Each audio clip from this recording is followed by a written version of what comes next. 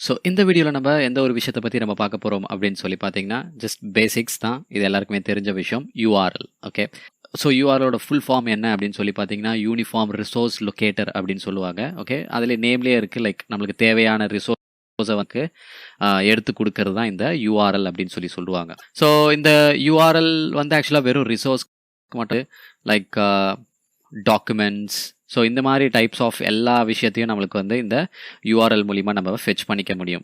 So யூஆர்எல்னா என்ன? Okay, so URL வந்து ஆக்சுவலாக ஒரு அட்ரஸ்.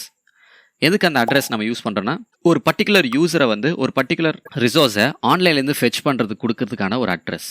ஸோ இப்போ நார்மலே நம்மளோட ரியல் லைஃப்லேயே பார்த்தீங்கன்னா ஆக்சுவலாக நம்மளுக்கு ஏதாவது ஒரு பர்டிகுலர் அட்ரஸ் இருந்தால் தான் நம்மளால் அந்த பர்டிகுலர் பிளேஸ்க்கு நம்மளால் போக முடியும்.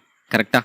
ஸோ அந்த பிளேஸ்க்கு போகணும்னு நம்மளுக்கு அட்ரஸ் வேணும். ஸோ அதே தான் same thing in world wide wwwல வந்து ஒரு பர்டிகுலர் லொக்கேஷனுக்கு நான் போகணும்னா அந்த பர்டிகுலர் லொக்கேஷனுக்கான அட்ரஸ் இருந்தால் தான் என்னால் அந்த இடத்துக்கு போக முடியும். ஓகே, ஸோ அதுதான் நம்ம வந்து யூஆர்எல் அப்படின்னு சொல்லி நான் சிம்பிளாக சொல்கிறேன். ஸோ இந்த யூஆர்எல் பார்த்தீங்கன்னா இப்போ ஃபார் எக்ஸாம்பிள் http://www.google.com அப்படின்னு சொல்லிட்டு ஒரு யூஆர்எல் இருக்குன்னா, அந்த யூஆர்எல்ல ஃபர்ஸ்ட் பார்ட் என்ன அப்படின்னு சொல்லி பார்த்தீங்கன்னா அதை தான் ப்ரோட்டோகால்னு சொல்லுவாங்க.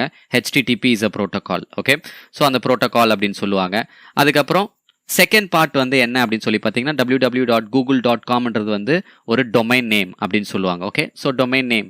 ஸோ அதனால தான் வந்துட்டு இந்த ப்ரோட்டோகால் அண்ட் டொமைன் நேமை வந்து நம்ம செப்பரேட் பண்ணி பேக்கெண்டில் ரன் ஆகிற எல்லா அப்ளிகேஷன்ஸ்க்கும் தெரியறதுக்காக தான் வந்து :/ அப்படின்னு சொல்லி கொடுத்து செப்பரேட் பண்ணியிருக்காங்க. ப்ரோட்டோகால் தனியாக, டொமைன் தனியாக. ஓகே, இப்போ ஃபார் எக்ஸாம்பிள் நிறைய யூஆர்எல்ஸ்லாம் பார்த்துருப்பீங்க.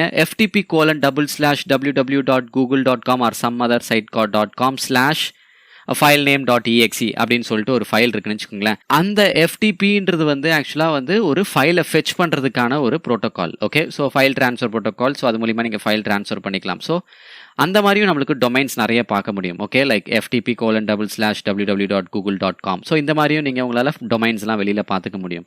Okay guys, so this is just a basic thing. Okay, so just உங்களுக்கு ஒரு ரீகேப் பண்ணுற மாதிரி தான் இருக்கும். ஓகே, லைக் இது ஆல்ரெடி நிறைய பேருக்கு தெரிஞ்ச விஷயம் தான். ஸோ அந்த ஒரு விஷயத்துக்காக நான் ஜஸ்ட் ரீகேப் பண்ணுறேன், அவ்வளோதான். Okay, so that's all from my side guys. So thank you so much for வாட்சிங் திஸ் வீடியோ.